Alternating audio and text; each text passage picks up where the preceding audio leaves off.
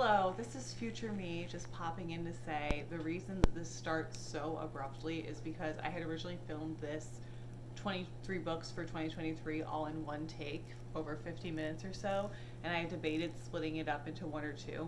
And as I was editing it, I accidentally chopped it off at about the 30-minute mark. So this is the second part of my 23 books for 2023, and I just wanted to come on and give a little intro. So without further ado, here's the rest of my list.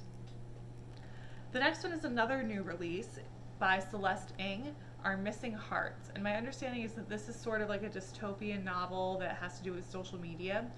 So I'm intrigued by that. I like Celeste Ng. I read Little Fires Everywhere. I lived in Cleveland for a little while, so I really appreciate Little Fires Everywhere, not just because it's a great story, but because I know Shaker Heights, and it was really cool to sort of see that world represented and recreated. So I look forward to reading that by Celeste Ng. I really liked her writing, really enjoyed it. So that's why it's on there. I purely like the author and I like dystopian, so I think it'll be really great to see something different from her. The next book is a collection of short stories called You Are Having a Good Time by Amy Barradale. This is a book that only got on my list because of Modern Ajumma.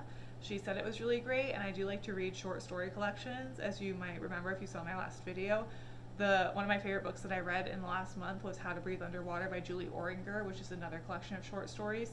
And I like sort of breaking up my short stories, my reading with books of short stories, poetry, nonfiction, novels, and I think that variety sort of keeps me interested.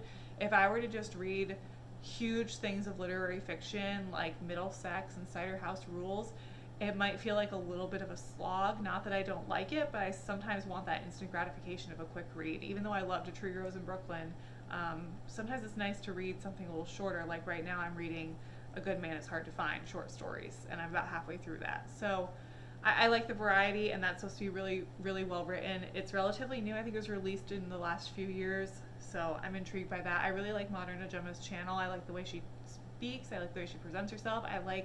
So far from what we've both read, I agree with her taste. So I get a lot of ideas from her for books that are new and but new but not trendy, like trendy but not. How do I say this? They're popular, but they're not necessarily trendy. They're not necessarily like the ones you see on the supermarket stand. Which, if you like that, that's totally fine. I just tend to not really like those books. But we're gonna keep going, and I'm not gonna rant on that. The next book I only found because I was on Goodreads looking at the Goodreads giveaways. If you don't know, Goodreads will give out giveaways periodically. Sometimes it's usually new releases, but sometimes it's older releases. I entered one for Fahrenheit 451, which is another dystopian book I want to read that didn't make the list. So they'll give out these giveaways to sort of get interested in the author. I didn't win the giveaway. They emailed me to say I did not win the giveaway. But the book is Your Driver is Waiting by Priya Guns. So the idea is that this is a play on, and I never saw the movie, so I think it's Taxi Driver. So it's that, but it's women. So the driver is a woman who's an Uber driver, and she picks up this wealthy white passenger. I believe the protagonist she's a person of color. I can't quite remember from the summary if she's South Asian, but it's in the 2020s. There's a lot of social consciousness with a lot of people saying like, we're here for you, we support you, but she feels like she's not really supported. She's like working her ass off, barely scraping by, and feels invisible to most of the world. And then she picks up this passenger who she seems like it ends up dating her, who's a wealthy white woman, and it looks really interesting.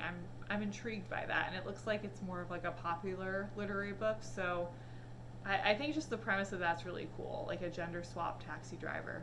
So that's one that I'm interested in, that's newer and that doesn't seem like it's super like literary.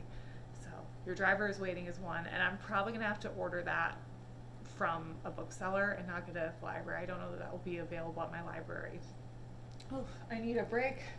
Give me 1 second to have a little wine. This is my day off, and I'm really not ready to go to work tomorrow. I am ready. I'm just not, you get the Sunday scaries, and that's me 100%.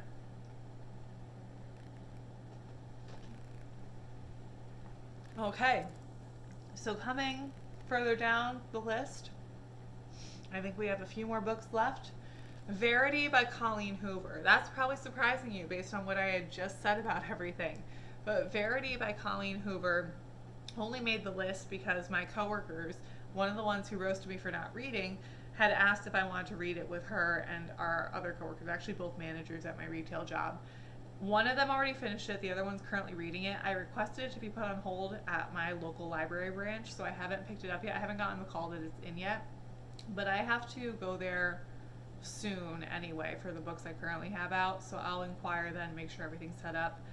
I've never read anything by Colleen Hoover. I know she's sort of a love it or hate it type of person. Very polarizing author. People think she's too popular, she's too simplistic.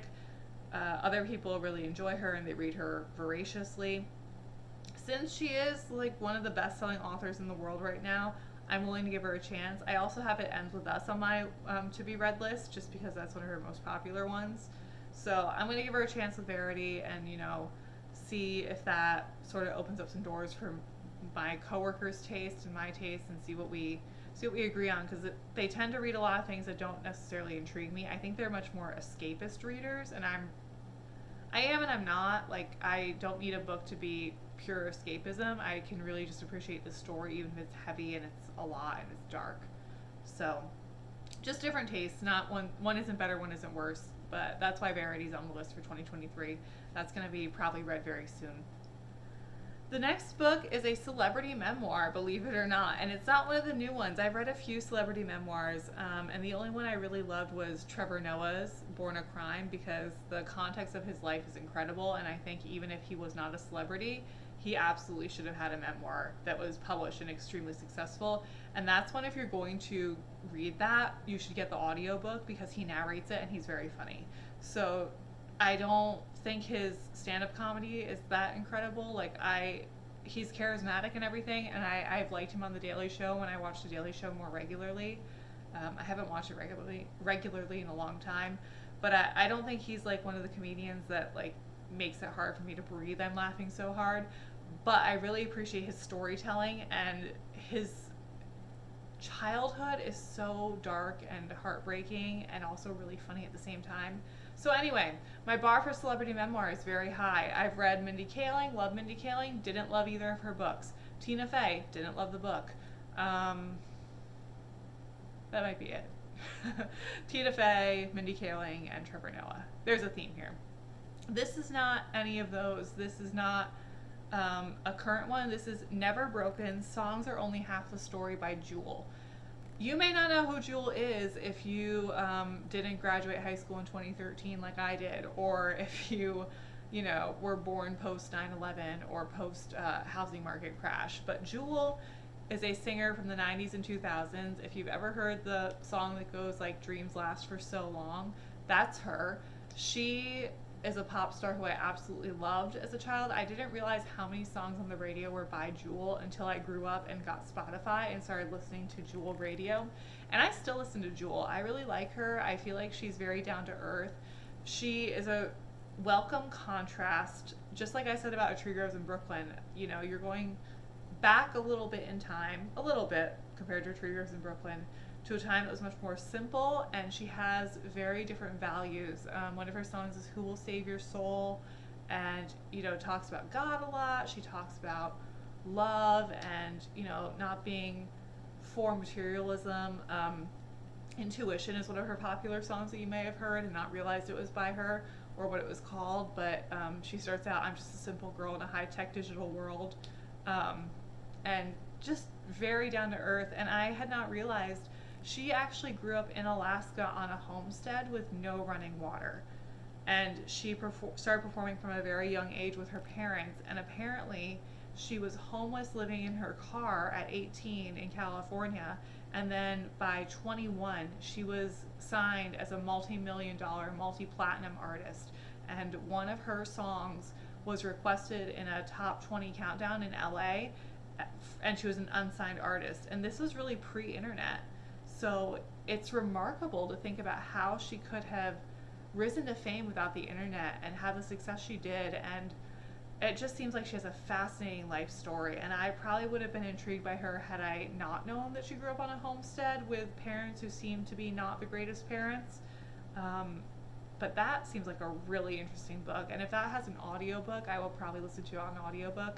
That might be a tough one to find, but I would pay for that one. So Never Broken, Songs Are Only Half the Story by Jewel is one I'm really looking forward to and really intrigued by. The next book is a somewhat new release, The Seas by Emily Hunt. This is a book that I heard a lot about that was really great. It has some magical realism in it. One of my favorite books of all time is The House of Spirits by Isabel Allende, and that has a lot of magical realism. I don't really like fantasy, and I don't like sci-fi, so the way I kind of border that is I like magical realism and I like dystopia. So they're kind of veering that way, but they still have a lot of realistic elements to them. So I'm really excited to read that book. It's, from my understanding, very depressing small seaside town and a woman who kind of thinks she's a mermaid. So that looks intriguing. I love mermaids. I was a mermaid kid. So that's one that I'm really looking forward to and intrigued by. And I think we're on to our last three. And again, these are in no particular order, but these are just books that I think will be interesting. I'm going to go to one that will probably surprise you. It's not like a typical novel, but it is Home Comforts, The Art and Science of Keeping House. So this is not like a book I'm going to sit down and read in one sitting, but this is sort of like a coffee table reference book. I really try to be more organized and more domestic, and not for anyone else because I'm the only person living in my home. Obviously my cats, who you saw last time, who remarkably have not made an appearance. Bradley's sleeping right by me, but I guess they're doing their own thing today. They're so funny. But just learning more about how to really care for your home and the importance of doing so, and doing so in an efficient manner and an economic manner, and in a way that sort of just makes everything easier for you. I feel like one of the highest forms of self-care that is never talked about is having a clean and organized space. That is such an important part of self-care, and it's a part that does not come naturally to me. I know some people come home and the way they relax is they scrub the grout in their tiles and they organize things. I wish that was me. It's not me. So I need someone to hold my hand or a book to reference in order to figure out how to do these things more naturally. I'm not completely clueless. Like, I still vacuum and everything, but as far as, you know, my brain automatically working a certain way and just knowing how things should look and should fit, not quite. That's not really my skill set. So I'm excited to reference this. I found this book on Goodreads today, actually, from Kate Singh, who has a channel, Coffee with Kate, who I really like. She's kind of a booktuber, but I comment on her channel all the time because she is actually kind of similar to Jewel in a way. How Jewel is sort of, I like to listen to Jewel's music because it brings me back to a simpler time, like the early 2000s. And not because I like miss my youth particularly, like it was fun being a kid, but I'm not someone who hates being an adult. I don't mind having responsibilities. I don't mind, you know, independence, and I don't hate having to work. I don't feel like I just want to be a kid with no responsibility. But at the same time, the world we live in today is so drastically different from the world that most of us grew up in, and it seems to just be evolving more and more in kind of a scary way just because it's going so fast. I mean, if you've read things about like AI and ChatGPT, and talk about dystopia with some of the things going on in this country and other countries, politically, not to, you know, really get into my personal opinions or others' opinions, but I think there are parallels that can clearly be drawn from 1984 at minimum that I think pretty much everyone would agree with, especially with the ability for technology to surveil us and the need for constant materialism. So I really enjoy Coffee with Kate's channel. Usually Sunday mornings, including today, I will make my own coffee, my own breakfast, and I will sit down and leisurely watch a couple of her videos, because she puts out a lot of videos, and just relax and have my coffee and have my breakfast. And that's kind of my Sunday day off routine, to watch some Coffee with Kate to sort of ground me and bring me back.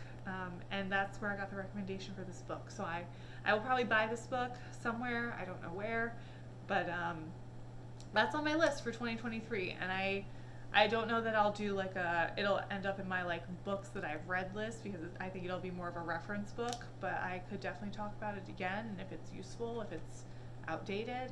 So that's on there and that's completely different from everything else. The next book is There by Tommy Orange. This is a novel that is by an indigenous Native American Indian author. I've heard so many different terms that people of this group like to be called. According to the US Census, the preferred term is American Indian, but a lot of people who are not from that group find that offensive. Then there are people who feel like Native American is offensive because to this group of people, this is not America, so it's ironic. And then there's Indigenous, which I tend to think is the most like broad encompassing term.